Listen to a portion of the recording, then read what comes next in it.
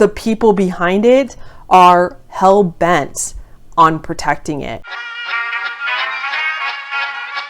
Hey humans, it's Hannah. Welcome to the video where today we're going to be talking about the creepy disappearance of Johnny Gosch. But first, if you are new here, please consider hitting that subscribe button down below. I put out new videos every Tuesday and Friday, and I mostly cover creepy, weird mysteries. Throughout this video, I will be putting a timeline on the screen so that you can see exactly what year we are referring to as we go along, as the story can get a little convoluted, but I'm going to make it as simple as possible. And I will be going in chronological order, and then I will talk about what my theory is, what I think happened. Johnny Gosch's disappearance is one of the weirdest in recent times. It all started on September 5th, 1982.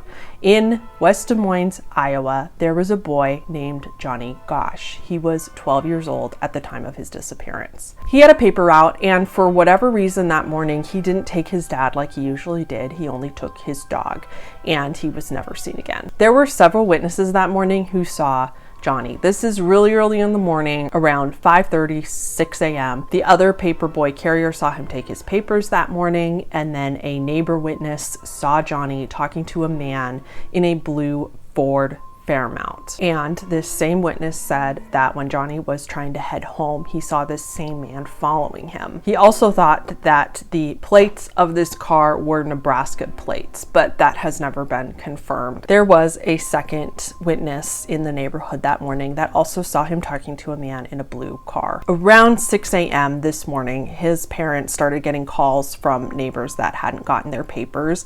They immediately went out to look for him. Dad found the red wagon full of papers only 2 blocks away from their home. So mom and dad immediately called the police. So according to both mom and dad, the police do not arrive for a full 45 minutes when their house was only 10 blocks away from the police station. And then when the police do arrive, it's kind of a double whammy, because then they're just like, oh, when was the last time he ran away? And they just assume that Johnny is a runaway. And mom and dad, of course, know that he didn't run away, and obviously why would his wagon and his dog be left over if he was a runaway? And so they got very angry. But from the police department's perspective, back then in the 80s, people weren't reported missing until they had been gone for 72 hours. And we are a lot better about that now, especially for children. We take it very seriously right away.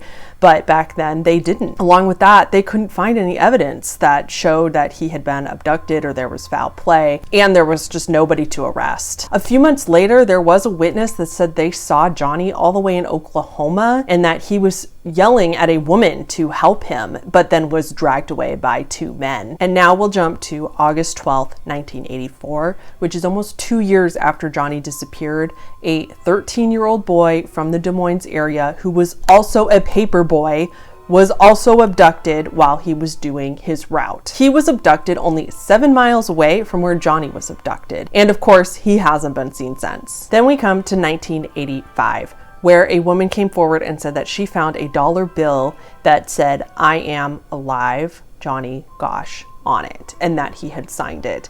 She contacted, of course, the authorities, and later got in contact with the parents, who she agreed to send them the dollar, and they saw it and they believe that her son wrote it. Another year passes, it's 1986, and yet another boy goes missing. Mark Allen was 14, and he also disappeared from Des Moines. We are now going to jump to 1989, 7 years after his disappearance. A young man by the name Paul Benassi is in jail for child sexual abuse charges, and he also has a confirmed mental illness. However, he tells his lawyer that he had been abducted and kidnapped as well, and forced into a sex ring, and then he was subsequently forced to help with the kidnapping of Johnny Gosch, and also forced to be one of his abusers. Now, your first instinct would be that this guy is not credible whatsoever, which I do kind of agree with you. It is hard to trust his credibility given his history and the fact that he was in jail when he said these things. However, according to mom, who did go and meet with him and talk to him further, He did not get a better plea deal, or he didn't get any reduced sentencing for coming forward about this. The only thing he could get out of it is a better reputation, if he cared about that, or just that he wanted attention and was out of the limelight. Those, if he was a bad person, those were the only things that it could be. However, a lot of people believe he's telling the truth, and this is why. Mom went and talked to him and asked him questions, and it came out that Paul knew a ton about Johnny that was never public in the media. Paul knew very specific birthmarks, not the one on his chest that many people knew about, but one on his tongue and his leg, and he had lots of details of what happened and how Johnny was abducted. Unfortunately, the police did not believe this was a valid enough source or credible enough source to actually go and even talk to him. Paul accused many public figures of abusing him and starting this ring and having it and operating it, including Lawrence King, who was a businessman and also the director of the Franklin Credit Union in Nebraska. Now, if you remember, one of the witnesses from the beginning, when they saw the car where the man was talking to Johnny, he said his plates were from Nebraska.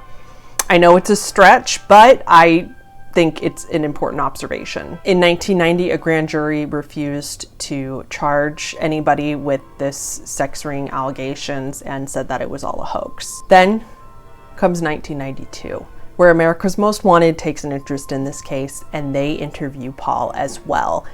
Not only do they interview him, but some really interesting stuff comes out of this. First of all, Paul says that they had all been branded on their arms with a marking when they were taken into this ring. And another random person came forward, another boy, who said that he was part of this and he actually had that same branding on his arm and was confirming a lot of the stuff Paul was saying. The other thing that happened in America's Most Wanted is that Paul said it was a house in Colorado that they were taken to and kept there for this child abuse sex ring. Paul took America's Most Wanted crew to the house. It existed, it was there, and he took them to the chamber where he said that they were kept. And they did go down in the chamber. It really existed. And there was initials carved into the wood in this chamber, which were some of the initials of the boys. So there is actually a lot of reasons why Paul's story checks out. Cut to March 1997. This would be 15 years after Johnny disappeared. And Mom says that she was awoken at 2:30 in the morning to knocks on her door. She went to answer it, and it was Johnny, 27-year-old Johnny, who even showed her the birthmark on his chest to prove that it was him. He was with another man. He came in, and Mom said that he talked to him for over an hour about what he was up to and how he was doing. She said that he kept looking at the other man with him because he was controlling him or wasn't sure when he was going to talk. But I believe she thinks that he had escaped the child abuse ring at this point and that he was just undercover and trying to stay in hiding. Nobody knows. A lot of people don't believe that this happened, and I'll talk about that at the end as well. September 1st, 2006. About 24 years after the disappearance. Mom says that many photos of young boys were left on her porch, all bound and tied up. She believed that one of the photos was her son. Now, this part of the story is super confusing, and I'm not even going to go into the details because it doesn't matter too much, and it's so confusing I can't even figure out exactly with the he said, she said of it, but basically they cannot confirm the identities of Johnny in any of these photos.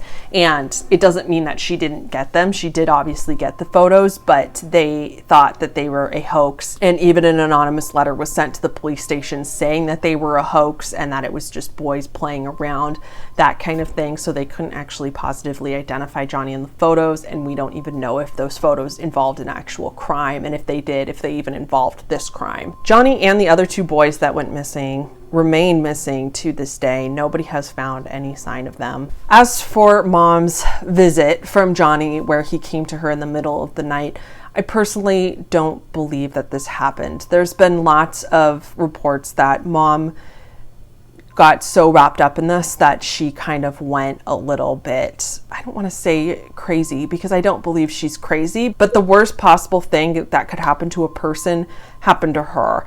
Her son was taken. She obsessed over it for many years, as anybody would. And I believe that a mother's love is something that I think people don't understand unless they are a mother, which, you know, me included. So I try not to judge her too harshly. What I believe is that grief can do something really crazy. Grief can cause you to be a very different person for a long time, including very vivid dreams. And I believe that Johnny came to her in a dream, and it was so vivid and realistic that she, to this day, truly believes it happened. And the denial part of it, wanting it to be true, wanting to feel like he had not only been freed from his captors and was just in hiding. This also doesn't prove that Johnny is not alive.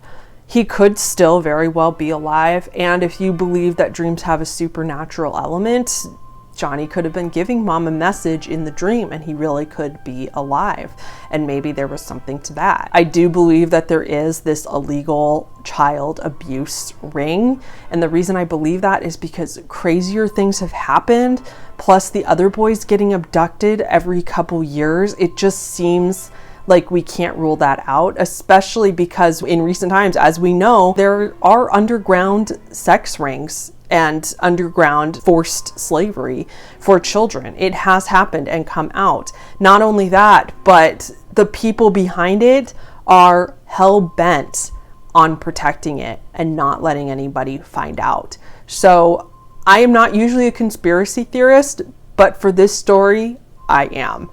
I do think there's a conspiracy going on here. I think that the reason the police have been so wishy-washy and not helping and not helpful, and just every time mom comes to them with something, they say that there's nothing there and that it's a hoax or it's not real or there's not enough info. It just seems so convenient to me that I think the police do know about some sort of undercover thing, and there's very powerful people controlling it, and therefore the police are covering for them and they are refusing to look into it, and they don't want Johnny to be found. I have read a lot about this case. I know that sounds a little bit outlandish, but I'm usually the person that believes the most obvious scenario. But to me, after reading so much about that, I believe that is the most likely scenario. I just don't understand what motivation the police would have for not helping them that much. Maybe I'm missing part of the story and the police helped way more than I know of. I had read some reports that said that they were like all hands on deck when this happened, but I see a lot more evidence and a lot of more people saying that they didn't help and that they still won't help. So it's just really odd, but who knows? I mean,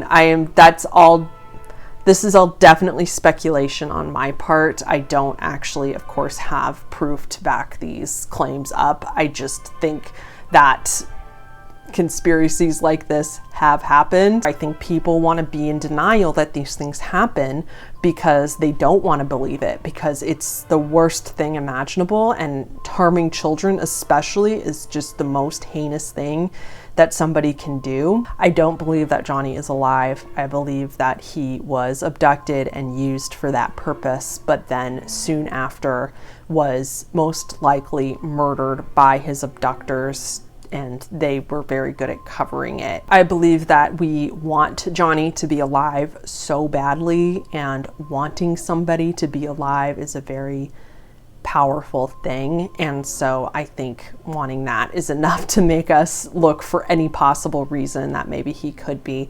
The dollar bill thing was, anybody could have done the dollar bill thing. Any kid could have written on that dollar bill and just, gave it to a cashier somewhere, and it could have just been a boy's handwriting of that same age. There's just that kind of thing. I mean, this kid was all over milk cartons around America, so people were seeing his face everywhere, so it's not unlikely that witnesses say they saw him. As we know, humans do not have the best track record for having perfect memories. Memories seem to change over time, so that kind of stuff can all be explained. Wow, that was depressing. So if you have any thoughts about this, please leave me a comment down below and let me know if you agree with me, or if you hate me and want to tell me I'm stupid for my thoughts on it, feel free to leave that too. I'm interested in all angles of this thing. Please leave this video a thumbs up if you enjoyed it. I mean, enjoyed it in the